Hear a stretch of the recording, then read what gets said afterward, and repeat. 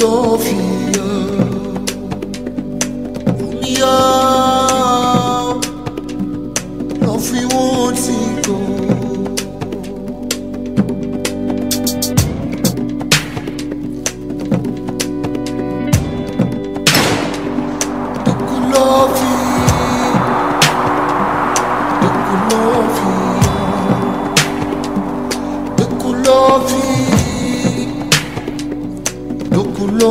salaamaaleykum wa rahmatulah mbokku Ndar FM ñu ngi leen di nuyu fi ñu daan nuyoo ci téeméer rek benn bu tëmbal benn nuyu bu baax ñi nga xam ne daanaka suba ba léegi ñu ngi doon ànd ak yéen ci émission yi nga xam dafa am solo lool lépp ñu ngi ciy waxtaanee ci li nga xam ne moom mooy mbas bi di ci di am ay information yu am solo yoo xam ne moom la leen di baaxee saa su ne ci loolu le Diaw Latif ci loolu la nekkoon ci émission bu am solo boobu di Focus Actu ñu ngi koy gërëm bu baax di gërëm également ñi nga xam ne àndoon ak ñoom àndoon ak moom ci émission bi donc mi ngeen waxtu bi de donc ñu ngi ci suñu deuxième émission deuxième numéro donc chaque du lundi au jeudi diggante 17h 18h ma ak yéen ñooy ànd donc c'est Younoussa au bout du fil voilà mi ngeen baat gi Younoussa au bout du fil moom ngeen am su ko defee après on aura tey jii dañu am au bout du fil ki nga xam ne moom mooy Fara Ndiaye. Fara Ndiaye di président du conseil local de la jeunesse conseil régional autant pour moi waaye jiite benn association bu mag fii nga xam ne dafa yëngatu ci tàggat ndaw ñi donc moom la ñuy dalal moom Fara Ndiaye bokk na ci également keneen ki nga xam ne dinañ ko am au bout du fil muy Zahir Fall xam ngeen ne c'est un citoyen très actif ci lépp loo xam ne dafay toucher au développement au civisme et la citoyenneté moom da ciy taxaw moom nga xam ne moom moo jiite wàllu Ndar donc dinañ ko am au bout du fil xam naa fi mu toll nii moom ñu bàyyi xel ci diwaanu Goxu Mbathie on en profite pour saluer nos auditeurs de Goxu Mbathie de Santhiaba de Guet-Ndar Ndiolofène Pikine fépp fu mu xam ne dañuy déglu fi mu ne parce que léeg-léeg ñu dem ba Potou suñu xarit yooyu léegi nga xam ne dañu bàyyi xel saa su ne ci suñu programme ñu ngi leen di nuyu bu baax a baax di leen wax ne daal leen ak jàmm di wax ne ci kanam également ki nga xam ne moom mooy Abba Mbaye xam ngeen ko c'est un responsable politique ici à Saint-Louis du Sénégal bokk na ci ñi nga xam ne également nous les aurons au bout du fil su ko defee ñuy wax lu soxal xeex bi nga xam ne ñu ngi koy xeex Covid 19 fii ci réew mi gis ngeen ne barki Dembo Ndiaye ñu ngi doon wax ceeb yi nga xam ne le président de la République jënd na ko pour jébbal ko ñi nga xam ne ay néew du doole lañ wala sax ñi nga xam ne fi mu toll nii ci seen activité dafa am ay dafa am ay dog-dog dafa am ay rëq-rëq li ko waral mooy li nga xam ne moom mooy mbas mi donc moom mu jàpp ne ak le fonds de riposte contre le Covid 19 ñu amoon benn fonds de 1000 milliards boo xam ne président de la République da ko jël mettre à la disposition de toutes les actions toutes les stratégies toutes les initiatives yoo xam ne allant dans le sens de renforcer la résilience de l'État du Sénégal pour combattre le Covid 19 moom Abba Mbaye dinañ ko jotoo téléphone su ko defee mu jox ñoom xalaatam ni lay demee dañuy wax bienvenue à Ndar FM. ci leen la doon xaare yaakaaru ngoon bu dul ci yow tuutu nga tekkee fu sore nga jóge yaa doon seen gaynde Dakaru ma ak ñoom ndax nit la fi génne dëkkoon nga fi amoon nga fi gisoon nga fi tak doole fi yaakaaroon ni tàngoon nga fi bokkoon na fi te ji ñu la fi génne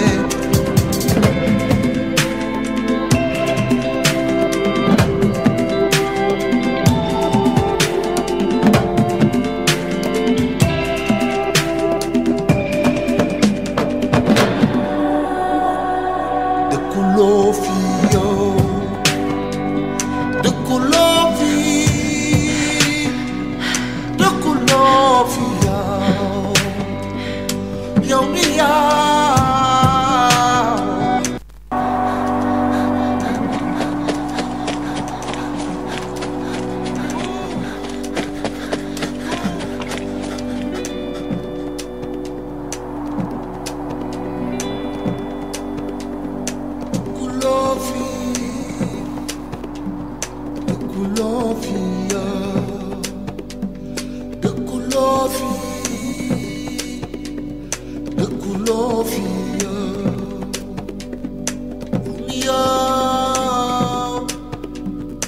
love we won't see go.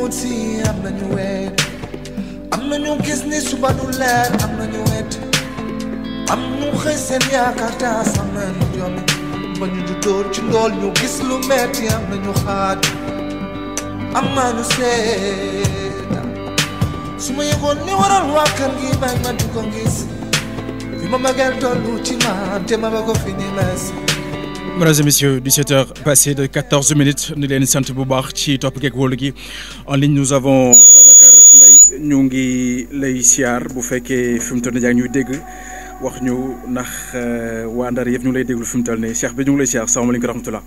maa ngi lay di siyaar di am mbégte intervenir ci émission bi.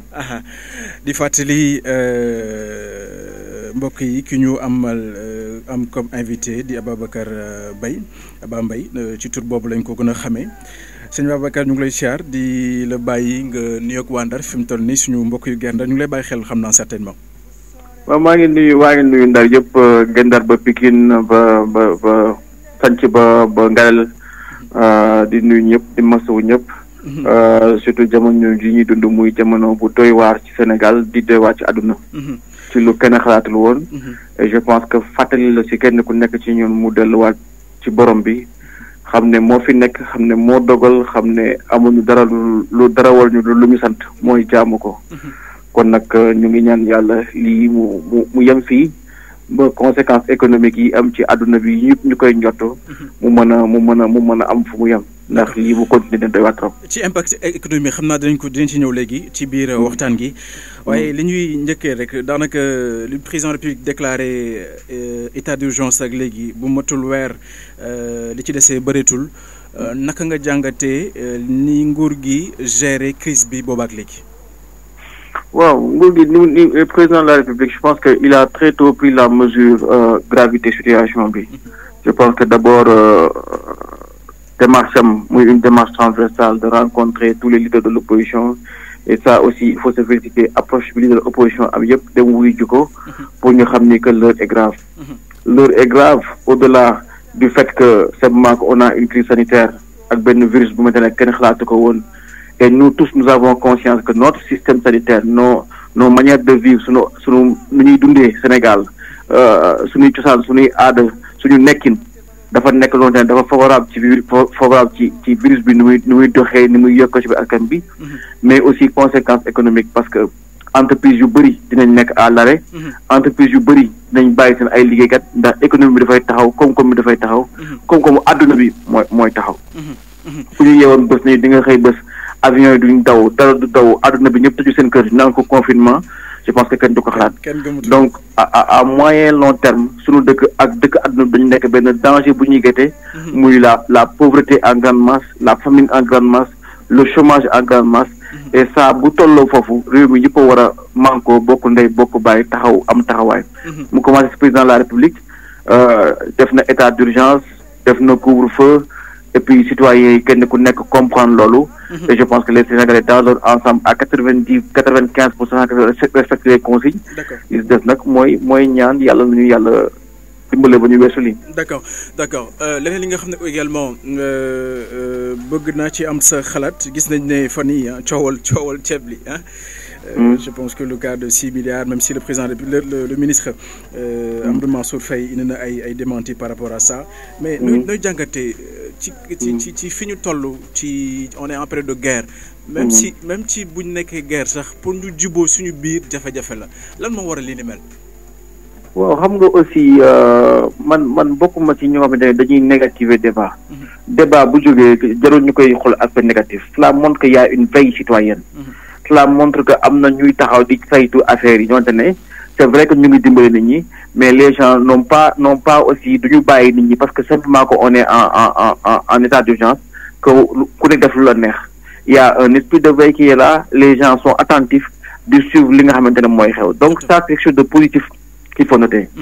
Beneen bi, pas parce que on interpelle les gens sur la transparence que les gens doivent mal le prendre. Et je pense que interrogation légitime yi Sénégalais yi am mooy par rapport ak où ils leen annoncé, je pense que ñoom tamit am nañ droit mais lii nan la mën a amee njëg bi. Et je pense que yemul foofu. Parce que moi damay jox exemple man maay directeur santé ak action sociale ville de Dakar. Donc riposte ville de Dakar ci Covid bi man maa koy coordonné. Et bëri na lu nga xamante ne président yëkkati na ko def ko ay jéego da ko teg mais jéego yooyu tekkiwul ne mënul am transparence. Par exemple président dafa jël décret ne lépp lu waay def wala lépp lu waay jënd wala lépp lu waay yëkkati jëm ci xeexu virus bi bokkul ci code des marchés publics. C'est-à-dire code des marchés publics actuellement dañ ko teg ci suuf. maanaam ku neex jënd lu la neex waaye na jublu ci xeex virus bi. mais tekkiwul ni aussi lu waay nekk jëndee lu la neex defee ni la neex. donc ëllëg corps de contrôle dañ fi taxaw donc kuñ ci interpellé wala kuñ ci contrôlé et di nga am looy layoo tey jii ñun ñun on a acheté 400 tonnes de riz. jënd nañ suukar jënd nañ safet jënd nañ yeneen ak yeneen. man li ma doon interpellé gars yi ma ne xoolal par exemple tu achètes du riz aujourd'hui tu dépenses presque 300 millions mais tu es entre 40 et 50 millions de TVA. Donc est-ce que mën nga considérer que est-ce que ñun on peut pas dire que par rapport ak accusation yi def TVA bi ñuy fay état bi ci loolu dafa ëpp. D'accord. Est-ce que TVA mën nga teg suuf donc ça veut dire que débat bi foo ko mënta jëlee rek am na lu ñu mën wax. Mais pour moi c'est un débat positif pour notre démocratie. Parce que y a des dérives yu nga xamante ne Sénégalais yi bëgatuñu woon habitude di ko gis. Tout à fait. Comme li amoon ay kuddu paaka fourchette ak ay kuddu 70 000 ak yooyu. Mais li ma doon wax aussi mooy nit ñi nañ ko xam mooy que ci changement yi am ci code ci code des marchés publics. bokkoon na ci évolution yi ñëw. dañu bëggoon teg lu ñuy wax argus. maanaam tey buñ ne état bi bu dee jëlee argus bi. ne butéelu eau de javel 200 francs lay jar. amul kenn ci administration bi kuy am droit jëndee ko lu ëpp 200 francs. jëndee ko 300 wala 400 francs. jëndee ko 300. Donc ça veut dire que soo ko defee dans le cadre des budgets programmes ce contrôleur budgétaire dafay rejeter dépense bi. parce que dépense bi c'est pas conforme à l'argus budgétaire. Donc nekk na ay jéego yoo xam ne mu ngi ñëw et je pense que transparence boobu ñëw ci administration bi. dafay dem ba méngoo ak esprit critique ak esprit de veille bi wane citoyen am nañ ko léegi. réseaux sociaux yi gën koy indi et je pense que loolu bokk na dina renforcer suñu démocratie. dina renforcer transparence. D'accord. Donc pour moi c'est pas un débat négatif. D'accord yaa ngi koy wax léegi ci sa biir wax am na ay benn fonds de riposte au niveau de Dakar boo xam ne yaa ngi koy def. à Saint-Louis di fàttali fii it fi nga bokk ah. fi nga bokk. Est-ce que am na ay activités yoo xam ne jot nga ko def wala yaa ngi koy waajal fii ci Ndar. waaw maa ngi koy waajal xam nga on peut pas tout faire en même temps. xam nga man mooy li ma wax sama gars yi mooy man si sama démarche man Abba Mbaye je ne suis jamais événementiel. maanaam du ma mërirandoo du ma toppandoo. et d'ailleurs c'est l'occasion pour moi de féliciter le maire ci démarche bi mu am à Saint-Louis. toog après tout le monde et ñëpp ñu koy wuy si. Donc c'est une bonne chose il est là il est présent malgré ses charges. Malgré contexte bi lu mu ko imposer il faut être présent à Saint-Louis et de mobiliser et de fédérer les Saint-Louisiens. Le seul point critique bi ma ci am mooy le fait que qu'il concentre encore cette activité à son siège je pense que Saint-Louis am na hôtel de ville et il doit en faire sa base de travail. Mais sinon effort yooyu ñu koy saluer man j'ai dit à mes amis que nous allons intervenir mais dans 1-2 semaines parce que ñu ngi jëm ci corps. da nga ci gis une opportunité de se refaire benn politiquement. C'est-à-dire. mais da nga ci gis benn opportunité pour politiciens yi rawatina ki nga xam ne moom nga tudd léegi Amadou Mansour Faye pour defaruwaat relancer waat sotiwaat politiquement. non gisuma si loolu c'est-à-dire man li ma bëgg a wax foofu. mooy que il faut savoir incarner une fonction. tu vois ce que je veux dire tey Khalifa Sall di ko Macky Sall oowee moom na ko ne mais Macky Sall man yaa ma tëj kaso man duma la wuy ji. sama nekk si yow yaa xam njaag sa virus. ba pare gërëm ne ko wuy jigoo ñu di comme ça mais. dafa am fonte ne bu réew mi tolloo ci danger nit ñi dañuy transcender seen apparence. Et tey Abbas su yëkkati woon dara di ko jox Mansour Faye man joxuma Mansour Faye industrie personnelle. su may jox Mansour Faye maire de Saint-Louis laay jox. kon nag maire de Saint-Louis dafa war a liggéeyee fi nga xamante ne mooy siège maire action maire de Saint-Louis muy l'hôtel de ville de Saint-Louis. Et je pense que ça mettrait à l'aise tout le monde. Dans ce cas là ñi ko bëggul def mën nañu ko jéggi dem au niveau du comité départemental wala au niveau du comité régional jox ko gouverneur wala préfet. Mais je pense que on est une société saint-louisienne, on est une nation saint-louisienne. Et que quand on se met ensemble pour agir, il faut donner à tous les lieux le symbolique. Et je pense que hôtel de ville de Saint-Louis war na nekk benn base de travail foofu maire bi war na fa dellu. Moi en ce qui me concerne, j'ai dit à mes amis, on va intervenir, mais on va intervenir pendant le Ramadan. D'accord. Ce sera pendant le Ramadan. Oui. Parfait. Parce que voilà, il faut et je pense que les répercussions de cette crise là sont plus à moyen long terme. Il ne faudrait pas que nous voyons que il y a 0 cas communautaire ou 0 cas suivi, que la crise est terminée. On aura des répercussions économiques et financières sur le long terme. Aujourd'hui, on parle d'arrêter tous les grands projets de l'État. On parle même de sursoir aux Jeux Olympiques de la jeunesse à Dakar. Ça veut dire que tous les prêts qu'on avait, voilà, tout ce qu'on avait comme moyen, aujourd'hui, tous les pays européens sont en train de voter des plans financiers. Ils ne l'ont pas fait depuis la Deuxième Guerre mondiale. Ça veut dire que ce n'est pas ces gens-là qui vont nous prêter, ce n'est pas ces gens-là qui vont financer notre économie. Parce que nous avons absolument, même si vous faites que le président de la République a quand même sollicité la suppression des dettes. Oui, c'est de bonne guerre. C'est de bonne guerre. Parce que nous, cette économie, actuellement, qu'est-ce qu'ils vont faire? Mais ils vont imprimer des billets comme ils veulent. Ils vont faire ce qu'on appelle la planche à billets. Ils vont financer leur économie en force. Maintenant, il ne faudrait pas que ils nous coincent à travers des mécanismes monétaires ou à travers nos banques centrales.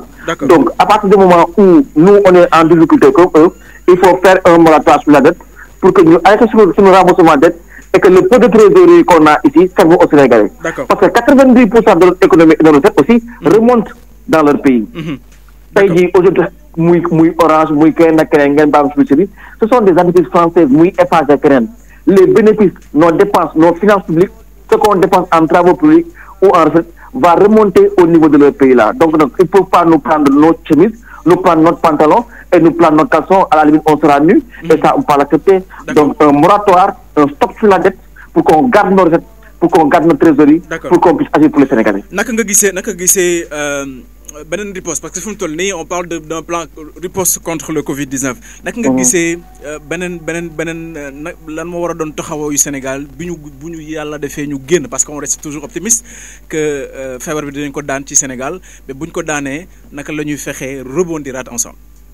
Mais bien c'est l'évidence aujourd'hui li xew ci àdduna bi yëpp te moom la ñuy wax depuis le début qu'est-ce qui se passe aujourd'hui da ngay dem Italie ñu wàccee drapeau Union européenne pour régler drapeau chinois.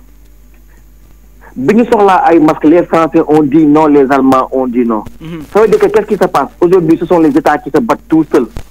Tous les États ont fermé leurs frontières. Il n'y a plus d'ONU, il n'y a plus d'Union européenne, il n'y a plus d'ACP, il n'y a plus rien. C'est une guerre entre les grandes puissances. Il n'y a aucun lien entre les grandes puissances, y compris pour les nôtres, puisque nous tous nous avons fermé nos frontières.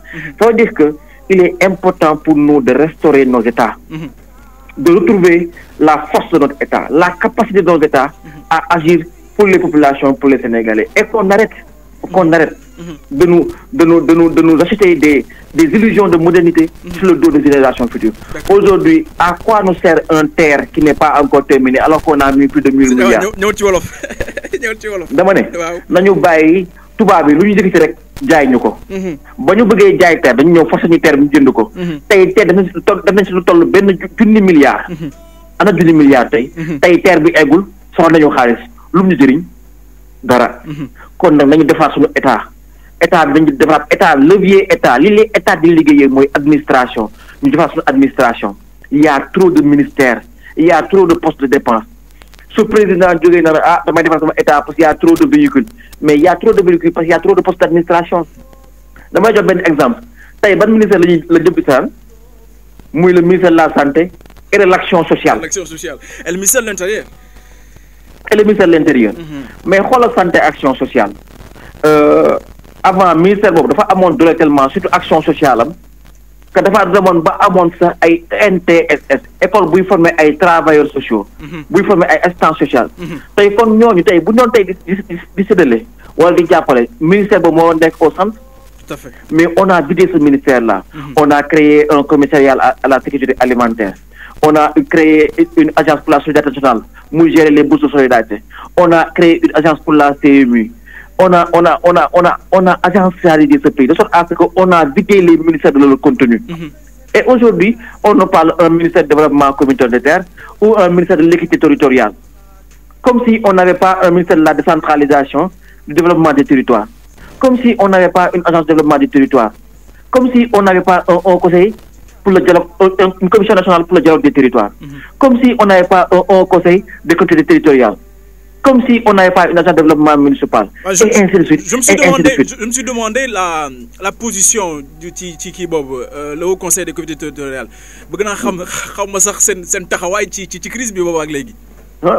Mais aujourd'hui, on a de l'aide à distribuer. Qui va le distribuer? C'est le ministère de l'équité territoriale. Oui. Mais aujourd'hui, à quoi sert le ministère de l'aménagement du développement des territoires ou le Haut Conseil? Donc ça veut dire qu'on est bien loin du jeune président qui était arrivé avec un courage politique et qui, dès qu'il a fait face à des inondations, le Sénat. Aujourd'hui, c'est le contexte pour enlever le Haut Conseil. C'est le moment pour enlever la Commission nationale pour le dialogue des territoires. C'est le moment pour enlever le Conseil économique, social et environnemental. Parce que l'argent doit aller dans la poche des Sénégalais. L'argent doit aller dans le pouvoir d'achat des Sénégalais. C'est le moment. Et là, pour dire que, devenu de l'Oswat, qui début mandat, président je suis le président du pouvoir d'achat. Damay wàññi loyer, damay wàññi njëkk yi, damay def transparence. jàpp fi Karim Wade jàpp fi Khalifa Sall. Aujourd'hui, la réalité le rattrape. D'accord. Donc, li gën a am solo pour man mooy il faut agir juste, agir vrai. Merci beaucoup. Et le vrai, le réel, c'est notre État, c'est notre administration et c'est le Sénégalais. C'est comment faire pour aider le Sénégalais, comment faire pour reconstruire la société sénégalaise. D'accord. C'est les grandes priorités de l'après-Covid-19. Merci beaucoup Abba di fàttali yaa ngi wax léegi ci say explication que nam nga defal waa Ndar dara mais ce sera ci weeru koor gi inchallah moom nga ko prévoir sant la gërëm la di bàyyi nga tàggoog waa Ndar. Merci beaucoup maa ngi gërëm waa Ndar yëpp di leen di wax di ñaan ak askan bi nañu respecter mesures barrières yi nañu respecter conseils yi ñu jox et je pense que ici tëj nañ jumaa nañ jàkk waaye ku nekk na nga ñaan li mu jóge fii parce que bu arrêté wul conséquences yi dina doy waa trop ñaan lañ ko réew mi ñaan lañ ko askan wi yàlla nañ ci yàlla jàppale. Amiin yaa rabbal amiin Amin, merci beaucoup Abba ñu koy gërëm diko sant bu baax ci nangul bi ñu nangul invitation bi. Alors c'est comme ça, s'il y a des leaders politiques ici wala des citoyens lambda yoo xam ne bëgg nañu bokk ci nous ça au bout du fil, c'est toujours possible parce que dañuy wax suñu jox opportunité aux citoyens sénégalais surtout de Saint-Louis ñu joxe seen xalaat ci li nga xam ne moom la nguur gi di doxee. Je pense que démocratie noonu lay doxee donc sant ko gërëm ko bu baax ci kanam tuuti incha dinañu am ki nga xam ne moom mooy Fara Ndiaye Fara Ndiaye di ndaw goo xam ne day liggéey ba am solo fi ci Ndar di fàttali moom moo jiite association Jeunesse Espoir di taxaw bu baax les jeunes de la région de Saint-Louis côté formation côté éducation surtout les enfants talibés da ciy def liggéey bu am solo waaye je sais pas toujours ndax mi ngi fa on avait appris que mu ngi moom moo jiite également le conseil régional de la jeunesse de Saint-Louis donc xam naa bu duggee ci suñu ligne dinañu waxtaan li nga xam ne moom la jot a def moom la association moom jot a def boobaak léegi nga xam ne ci le Covid-19 dugg fii ci Ndar ñu koy xaar ci 33 961 30 30 33 961 30 30 ñu ngi koy xaar bu baax xaar ñu jël Covid fait xam naa moom lay doon salaamaaleykum rahmatulah.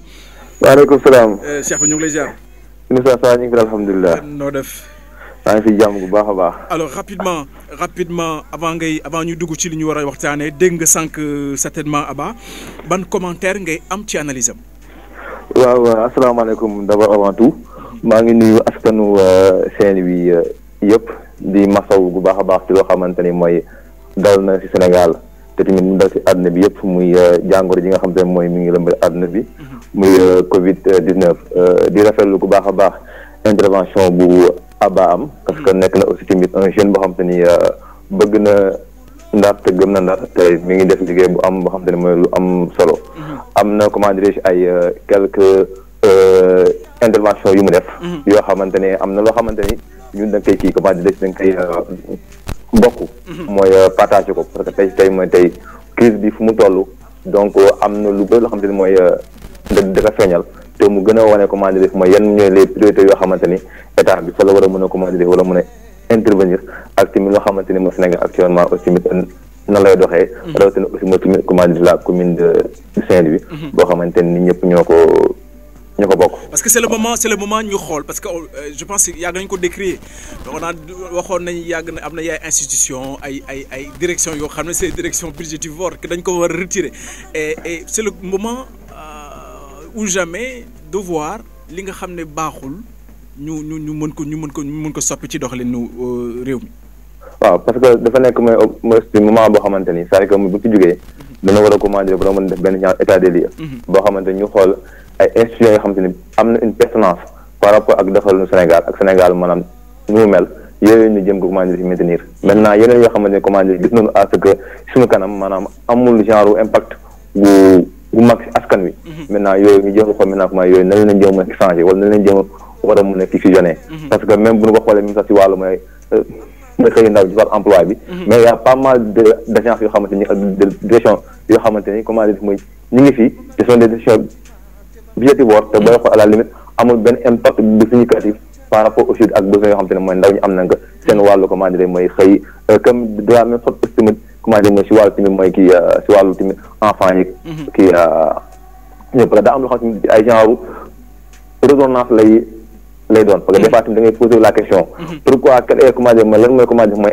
impact wala utilité bu présenté tey ñu dekk comme na comment dire mooy yenn institutions yi fii si du Sénégal ak tey comment dire mooy tey ñun tey difficulté yoo xamante ne tey ñun tey ñu ngi koy comme ban institution comme ban institut Fara comme ban institution nga xam ne jàpp nga ni ci politique gu emploi des jeunes amul fi njëriñ que dañ ko war a dindi dañ ko war a seppi sànni.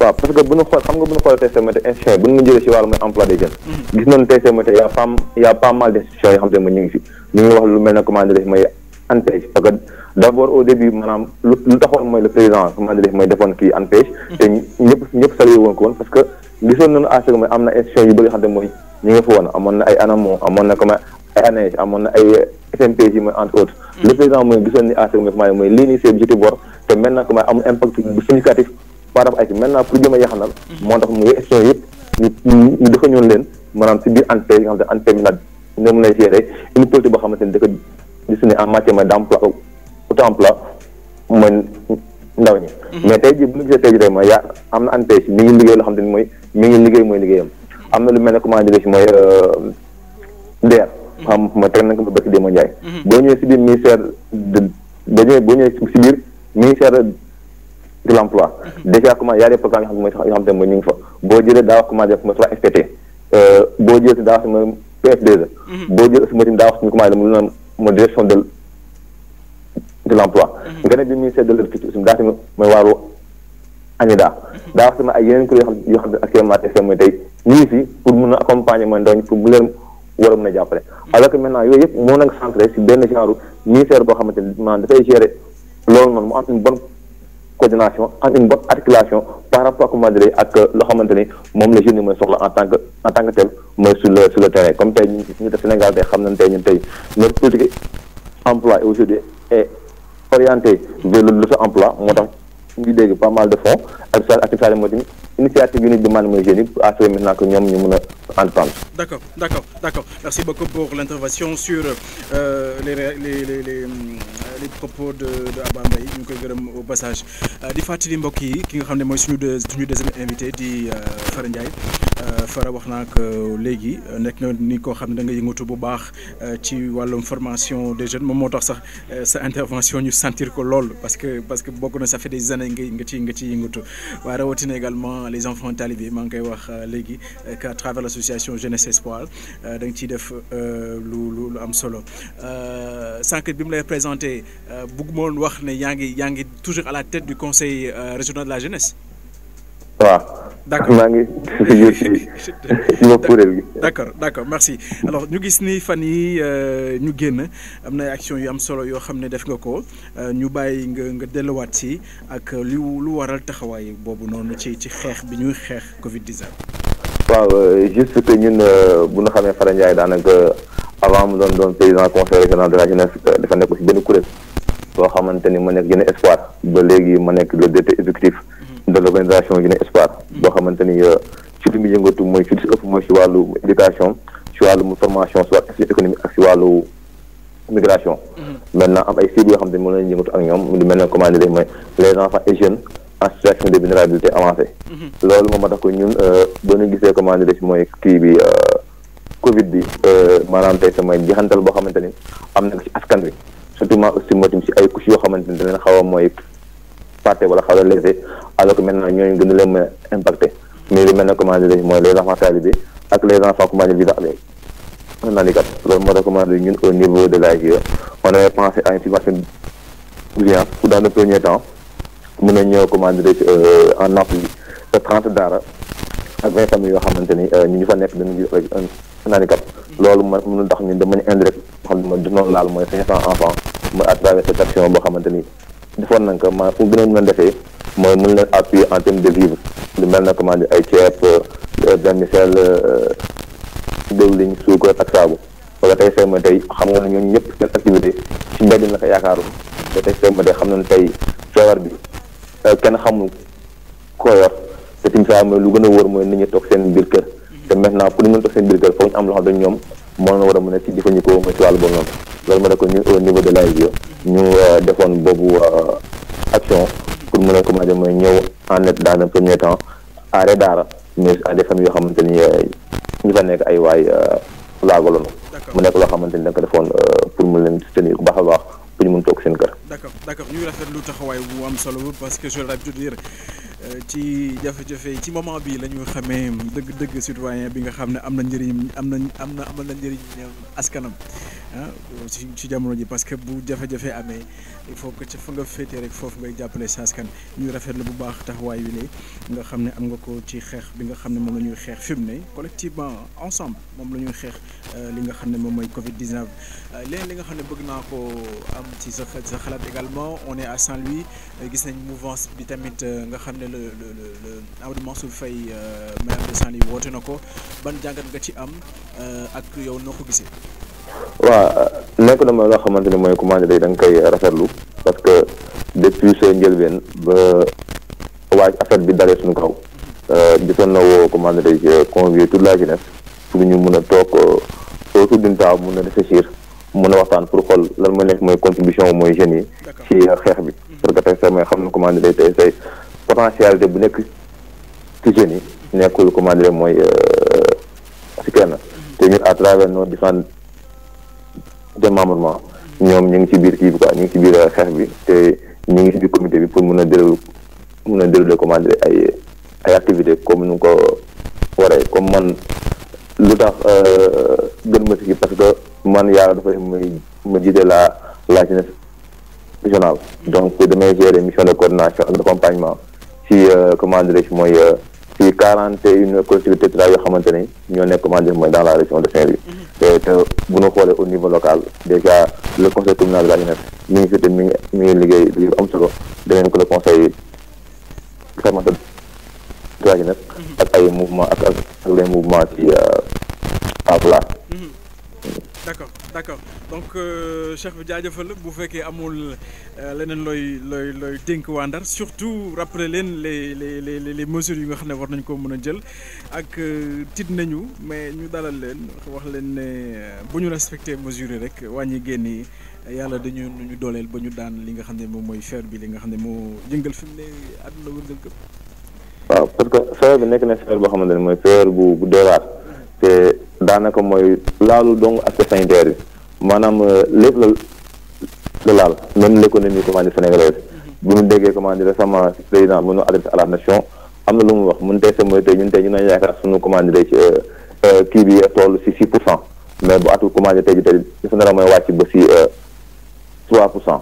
loolu di wane que sax mooy dafa impacté mooy fortement comment dire mooy économie bi te lu mu gën a yéex a jógee fii rek ñi gën a mën a sonn moo tax lépp loo xamante ne war na ko mën def pour xeex ko donc ñun da nga ko war a mën a kii da nga ko war a mën a commandé mooy def état bi commandé mesures yoo xamante ne mooy jël na ko que ce soit monsieur couvre-feu bi que ce soit commandé muy si état d'urgence bi ak sim saa mooy tamit autorité sanitaire yi lépp loo xam saa mooy ñoom wax nañ ko pour ñu mën respecter les mesures d'hygiène ak les commandé les mesures barrières loolu ñun askan wi da koy mën a commencé war a mën a fi jëfee parce que ñun suñu njeexintal la su ñun lay gën a am impact mooy ci wàllu boobu noonu parce que tey say li ngay def yow da ngay aar sa bopp ba pare te da ngay aar tamit askan parce que tey sama defee bi tey bu fi gaaw a jógee ñun tamit saa sur le plan économique daanaka gën a sonn te foo ñu xam saa ñun réew boo xamante ni comment def mooy réew bu ñàkk doole la réew bu ñàkk doole la te moo tax tey say bu ñu gisee tey say actuellement ñun au niveau de l'AGE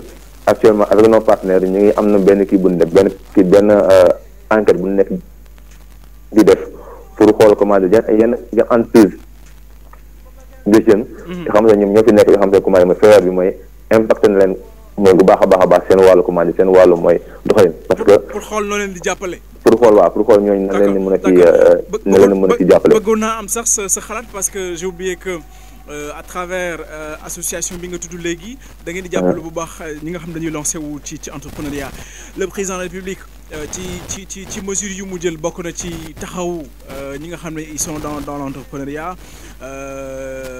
bokk na si wàññi ñi nga xam ne impôts yi nga xam ne waroon nañ ko fay ñu allégé ko wala suñu supprimer ko jàppale leen ci rawatina entreprise yi nga xam ne dañuy engagé wu ne duñu dàq seen i ndaw duñu leen dàq ba pare maintenir en chômage technique ba pare dañ continuer di fay au moins 70% de leur salaire ñu seetlu rek ci weer wi ñu dee rek am na ñoo xam ne 70% yi sax fay ñu 50% yi lañ jot ñenn ñi sax perte nañ seen emploi ban d'abord ban jàngat nga am ci mesure yooyu ne nga xam ne président jël na ko pour accompagner les entrepreneurs ak nan nga gisee entrepreneurs yi nu ñu réceptionner information yooyu. waaw mesure la boo xamante ni mesure bu ñuy saluer la mooy bu baax a baax parce que dina tax loo xamante ni comment dire dina doole laata wala jéem a jàppale comment dire mooy le secteur privé. mais ñun lu ñu yàgg di wax rek c'est-à-dire que mooy que séddale bi na nga séddale boo xamante ni comment dire mooy képp ko xamante ni wala si jot na si jot. mais tamit ñu bàyyi xel gu baax a baax mooy les jeunes entrepreneurs.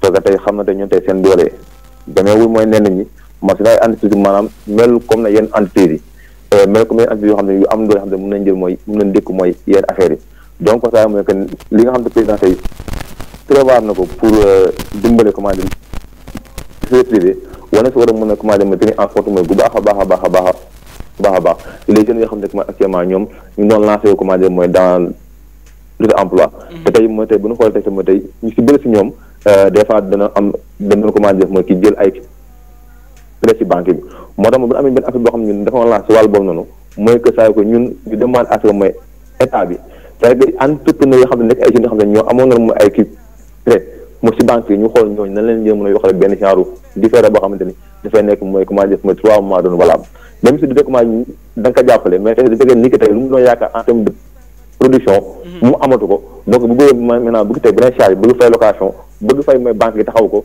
maintenant loolu saa dafa nekk moo xam ne mooy dafay difficile te boo atum mooy comment loolu noonu dafay tëj wala dina leen mujjee beneen jàngat aussi moo tim bu si def waaye ñun lancé na benn questionnaire mais bu ñu xoolee comment dire mooy jeunes yu bëri questionnaire bu ñu lay répondre bu ñu leen laajee banam ñoom xam nañu lan mooy kii ba nga xam nañu comment dire à travers ñun les réponses yu ñu jot ba nga xam ne mooy état bi ndimbal ñu jox pour le secteur privé ñoom boo ko comment dire mooy ñoom les 86% ñoom xamuñu ko d'accord waaw bu si questionnaire yu ñu def dinaa ñoom ils ne sont pas du tout au courant wala xamuñu na lay def ba ñoom war si ba ñoom comment dire war si mun am te ñu ba questionnaire boo xam ne ñun da nga ibbi comment dire au niveau national pour bépp boo xam ne mi ngi ñëw si wax entrepreneuriat ñëw comment dire war ko mën a kii renseigné wu administration ñu ay partenaires ñu xool ñooñu nan lañ jëm mën a jàpp nan lañ jëm d'accord nga mën a génn si kii bi Fara merci beaucoup ce dernier mot yooyu dénkaane waa Ndar lu muy doon waaw sama dernier mot mooy dénkaane waa Ndar mooy ñu gën a vigilant ñu gën a mooy góorgóorlu mooy bu baax a baax ci wàllu cet bi ñu gën a góorgóorlu bu baax a baax li nga xam ne mooy état maanaam teg na ko ay mu yoo xam ne mooy jël na ko maanaam ñu xool ñun danañ koy jëm comment dire war a mën a ci jëfee ba xamante ne comment dire mooy feebar bi nu mu mel si yeneen dëkk yi wala si yeneen kii ñun mu bañ a mel noonu ñu ñaan yàlla aussi tamit mu gaaw mooy génn si biir Sénégal ba xam ne ñëpp daan na mën a delluwaat comment dire si suñu activité soo defee ma tey feebar bi bu ñu xalaat tey ji nu ko ne tey ji rek mais après comment dire dafa am benn impact boo xam ne dafay dem muy post Covid 19 loolu il faut aussi ñu saa ñu mun ko xalaat bu baax a baax. te ci loolu moo war a commencé ñu nekk moo tax mën a dugal mooy loxoom ba xam ñëpp dara mën a ànd ak daan ñun ñëpp. d'accord merci beaucoup Fara sant la gërëm lu baax ci nangul bi ñu nangul invitation bi di fàttali yow yaay directeur exécutif association Jeunesse Espoir ah. Jeunesse Espoir di jiite également le conseil local de la jeunesse merci beaucoup mon cher. waaw ñu ngi lay gërëm bu baax a baax yëpp tamit saa par rapport ak liggéey boo xamante ni yaa ngi koy def nga nekk jeune boo xamante ni bu engagé wu bu déterminé wu bu baax a baax quoi. ñu liggéey bu baax a baax ci invitation bi. merci beaucoup Fara Ndiaye sant ko gërëm ku baax ci leeral yi nga xam ne indi na ko waaye présentation yi nga xam ne def na ko ci liggéey bi nga xam ne moom la association bi di def di fàttali ça fait presque disons plus de des années plus de 5 ans 10 ans association bi créé na ko di jàppale bu baax ndaw ñi nga xam ne ñu ut xëy surtout ci côté formation également di ci liggéey bu am solo dégg ngeen ko nombre de daara yi nga xam ne association bi jàppale na ko mu nekk benn mouvance bu am solo boo xam ne nemmeeku nañ ko ci biir Ndar sama xel day dem ci Maimouna Tounkara nga xam ne jamono ji mais waxanteeg yéen ñu ngi waaj fu mu toll nii pour jox di bind defal xale yi nga xam ne mooy reer. fu mu toll nii xale yi baax na ba lañ joxee ceeb baax na waaye ceeb dafay am lu mu àndal suñu dernier invité Zahir Fall jiite mouvement wàllu Ndar xam naa bu ne saa rek mu dugg ci biir Ndar FM waxtaan ak yéen moom it xam naa dinañ ko laajte ban taxawaay la am ci liggéey bi parce que nemmeeku nañ tamit ne day liggéey ba am solo fii ci Ndar ñu dalal ko sama mën ko ñu xaarandiko moom suñu xarit bile ñu xaarandiko xam naa du ñàkk ne mooy dugg si salaamaaleykum wa rahmatulah. allo. waaw Zahir. allo. salaamaaleykum. allo. Zahir boo soree rajo bi tuuti rek sore ko tuuti rek boo ko soree rek. wala boo ko mënta sori nga wàññi ko boo ko wàññee su ko defee déggante bi mën a neex ñu jël ko salaamaaleykum. waaw. allo salaamaaleykum. waaleykum salaam. c'est Zahir. waaw na nga def. sant borom bu baax soo soree rajo bi rek am pa rek mu baax sore ko tuuti rek. wala nga wàññi ko. na nga def. sant borom bu baax. macha allah. ba yaa ngi ci jàmm. alhamdulilah macha allah. am kontaan te waxtaan ak yow xam nga sama waay nga. waaw man ak yow li ñu boole dafa bëri. yàlla def na ko. yow sama waay nga sama lépp nga. comme ni ko Fara Ndiaye waxee rek parce que du ma répété quoi mais il faut nga bàyyi ma waxaat li nga mel. par rapport ak engagement ci système bi. donc am ko ñëpp bëgg yombul. mais yow gëm naa ne yow ñëpp la bëgg quoi. te yoonu ndaw du gaaw donc ñoo ngi gis li ngay def ci Sénégal. donc di ñaanal yàlla motali projet yi. amiin au service des populations en difficulté quoi. amiin ñeneen dañ may waa mais Younouss yaa ngi Ndar ma ne ko waaw boo wàññi rajo bi war nga sori ko tuuti rek. Zahir wàññi ko war nga sori ko tuuti rek bu ko defee nga may déglu ak téléphone bi. dégg-dégg bi mën a neex sànq maanaam li dañ may wax waa Younouss yaa ngi Ndar ma ne waaw xam nga un aventurier. bu ñu tëjee porte yi amoo fooy jaar waaye fañ ko tëjee sax baax na ndaxte fii la lépp tàmbale. waaw fii la lépp tàmbale yow moom seenu jeng ah yow moom ñooy seetlu seetlu da ngay am wàll bu mag boo xam ne yaa ko moom quoi. waaw loolu am na ay ci ñu nekk ci contexte bu doy waar.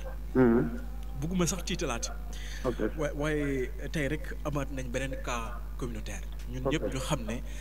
cas communautaire moo gën a dangereux cas contact rawatina cas importé parce que ñooñu pour museler leen téye leen day yomb parce que xam nañu source bi cas communautaire yi gis nañ parce que cas communautaire li ci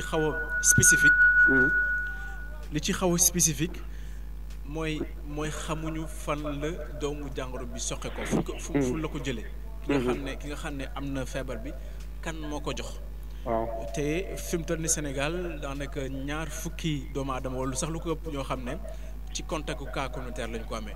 waaw mu nekk mbir moo xam ne je pense que yow ci li ngay liggéey war nga ci ñaax bu baax waa Ndar rawatina waa Sénégal.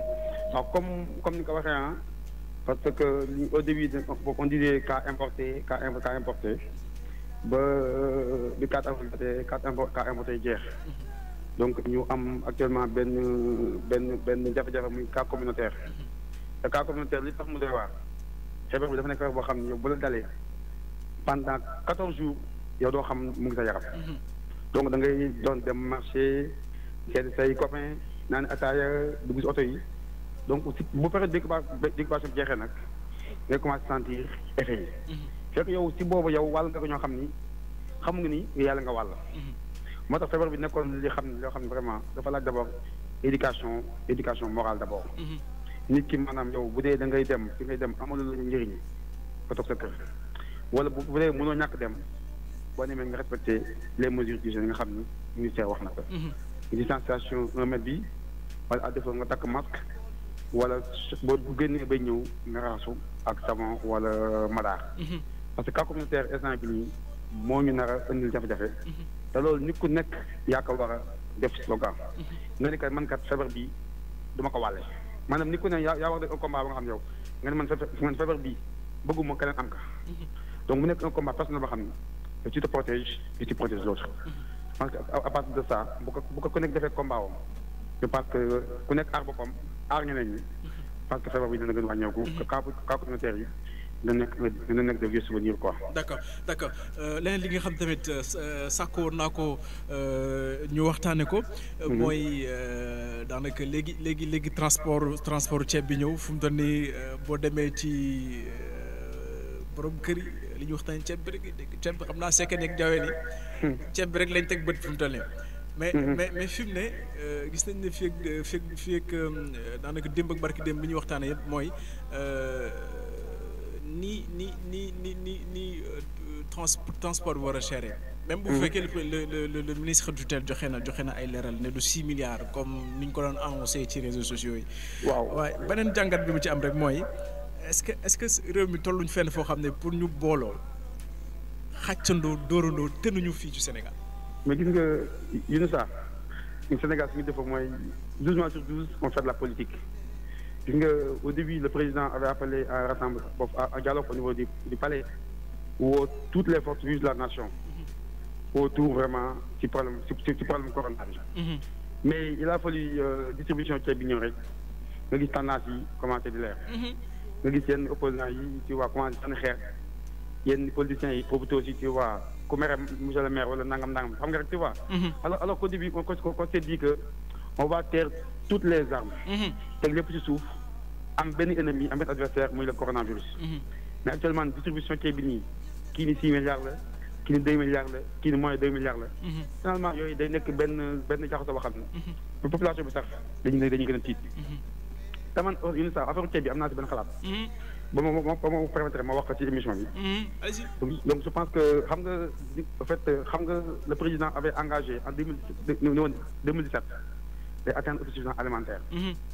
parce que loolu mujj na saa avec toute la vallée que nous avons. ceeb bi jógewu fi de. ceeb bi dañ ko jéggaane de xaw ma nag. mais ceeb bi dañ ko jéggaane mais ceeb bi ñun ñëpp gis nañ ni ba dañu ko wàcc indi ko pendant n'est-ce pas. ceeb bi jógul Sénégal loolu kay ñu xam nañ ko parce que on l'a importé. je pense qu'avec toute la vallée que nous avons je pense que vraiment ce serait un défi. pour suñu njiiti réew yi nga xam ne suñu dirigeants yi. ñu mën a engager un plaidoyer autosuffisance alimentaire. D'accord. Parce que booy déglu fan yi benn théâtre mu en fait muy fàttali maanaam que aide alimentaire bi nga xam ne moom nga jox doomu aadama yi. maanaam daf leen di yaafusloo. xam nga sinon dafa ni jàngal ma ni ñuy napp. moo gën nga may gis chaque fois. je pense que le président devrait tirer une leçon de ce coronavirus. en quoi faisant maanaam bu si jeexee mu jéem a instaurer benn politique agricole boo xam ne dafay mën a laawaale tout le Sénégal. boo ko nekk crise ak ñàkk crise même crise amee nga mën a am benn stock boo xam ni pendant 4, 5, 6 mois di nga si mën dund. instant bi on n'a pas fait encore un mois. nga dem jégaani ceeb. te xamuñ crise bi kañ lay jeex. alors que nous avons les potentiels ici et nous avons les ressources ici pour mën a bayal suñu bopp. mais est-ce que am nañu ceeb bi defe naa li ñu jënd ci ceeb est-ce que commerçant yi nekk fii ci vallée bi mënoon nañu ko jaay à l'État du Sénégal. mais gis nga État du Sénégal fii la waroon nag dafay benn test. maanaam mu ne képp ko yor ceeb qui le met à la disposition de l'État. bu ko léegi nag à part de ça moom dana mën a xam lan mooy manqué pour mën a atteindre son autosuffisance alimentaire. c'est-à-dire à part de crise bi. bu defoon benn réquisition de tous les grands commerçants wala tous les grands ñi nga xam ne ñoo am stock ceeb. mu État da koy réquisitionné. bu dee 1000 tonnes la 2000 tonnes la 3000 tonnes léegi à part de là mu joxe léegi moom bu dee État bi day soxla 8000 tonnes day xam ne kon nanga ma manqué pour mu atteindre mission n'est-ce pas. donc loolu waroon nekk benn xel boo xam waroon nañ ko profité jël ci stock ceeb bi ñoree jëm ko tasaare. li manqué li ñu kat Sénégal kat ñu moo manqué pour atteindre suñu autosuffisance alimentaire. donc mu nekk défi boo xam ne yow da nga koy jëm combler fàtte vraiment ay affaire de may ceeb fii may diwlin fii yooyu nga xam ne vraiment c'est comme si da ngay mepp da ngay nax nit ñi pour vraiment benn moment quoi. D'accord. comme ce que faisait le défunt PS. ay may ceeb may diwlin pour nga wateel ma quoi. d'accord en tout cas merci beaucoup mon cher. lan ngay dénk waa Ndar. waaw donc li may dénk waa Saint-Louis rek. mais comme ni ko sama ñaari prédécesseurs waxee rek Aba Mbaye ak Fara Ndiaye. ñuy ce sont mes amis. comme ni ko waxee Saint-Louis moom quel que alpha ñoo bokk Ndar quel que alpha ñooy yeewoonoo Ndar day di affaire amee monsieur le maire a convoqué toute la jeunesse de Saint-Louis autour de ce problème pour wax ni kat on a un ennemi un adversaire c'est le Covid et on a un combat c'est l'abattre donc ñun ñëpp ñu àndoon ci combat boobu Fara muy Thierno Dicko Adama Kane Diallo tu vois pratiquement toute la jeunesse était là-bas wane ni rek période bii nii dañu war a ànd nekk benn ci xàccandoo dóorandoo presse aussi am ci rôle bu mu ci am solo mu joué ñu rôle sensibilisation parce que man dama contre chaque fois gars yi dañuy wax nombre de cas mais il faut aussi oser dire aussi le nombre de guéris n'est-ce pas chaque fois dañuy wax nombre de cas mais il faut aussi ñu insister ci nga xam ne dañu wér. D'accord. loolu day jox ñu espoir jox ñu yaakaar. donc kon masque 200 lay jar jënd masque takk ko boo dee wax ak nit nga may ko 1 mètre. tu vois boo génnee ba ñëw nga raxasu. donc di appliquer les gestes barrières. D'accord. parce que boo nee si feebar bi ki koy wàllu jóge si man rek def ko un combat personnel je pense que doo ko wàllu kenn boobaa di nga mën a sàmm sa bopp. jërëjëf Zahir nuyul ma waa gox mbaa jëpp. Merci beaucoup à Zahir Fall di fàttali c'est lui le président du mouvement Wallu Ndar. Mesdames et messieurs, restez avec nous, vous êtes au cœur Ndar FM ci rek simili rek ñu ngeen ànd ak ki nga xam ne moom mooy Cheikh Ba Cheikh ñu ngi lay siyaar di la sant bu baax feeg diir rek ñu nga doxal li nga xam ne moom mooy émission bi lee mooy Covid santé.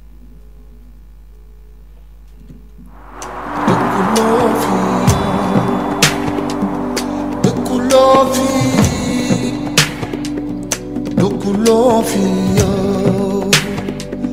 yow mi yaa loo fi wut si am nañu wet am nañu gis ni suba du leer am nañu wet am ñu xëy seen yaakaar taas am nañu jom ba ñu dóor ci lool ñu gis lu metti am nañu Ndar FM Ndar FM Ndar FM Ndar FM Ndar FM